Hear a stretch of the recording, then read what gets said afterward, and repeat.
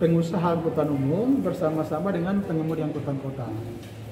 Pembicaraan kita dalam rapat tadi ada beberapa agenda. Yang pertama berkaitan dengan rencana perampingan trayek di Kota Ambon sesuai dengan janji Dinas Perhubungan bahwa akan ada perampingan trayek. Jadi pertemuan tadi telah dilakukan finalisasi terhadap trayek dan jalur trayeknya.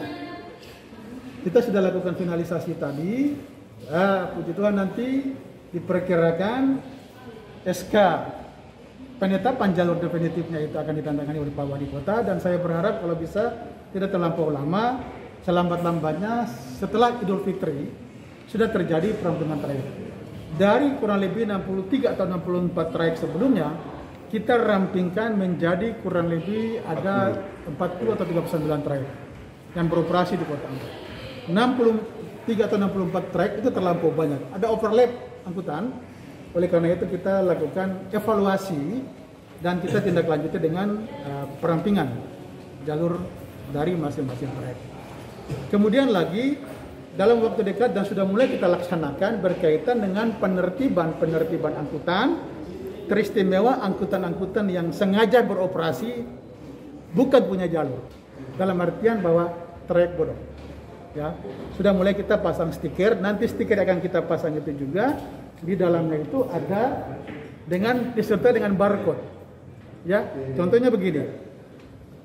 Mobil YIN misalnya, YIN nomor DE-nya berapa, nomor registrasinya berapa. Di situ ada barcode. Barcode itu di dalamnya itu ada nomor mesin, nomor chassis, terus kemudian lagi masa berlaku izin, masa berlaku pengujian kendaraan bermotor. Itu ada di situ semua lengkap.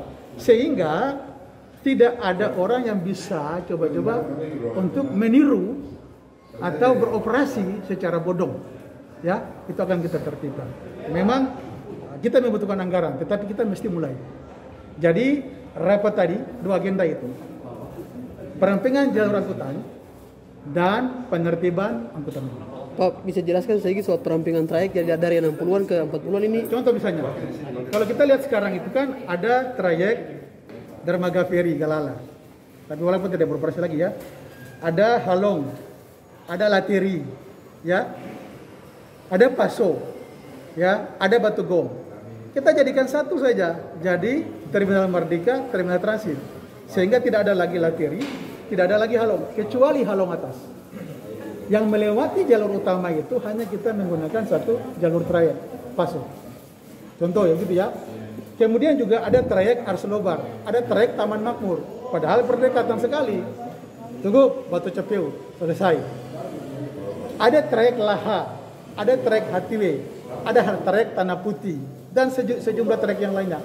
Jadikan satu saja, kan tujuannya sama. Itu yang kita rampingkan semua.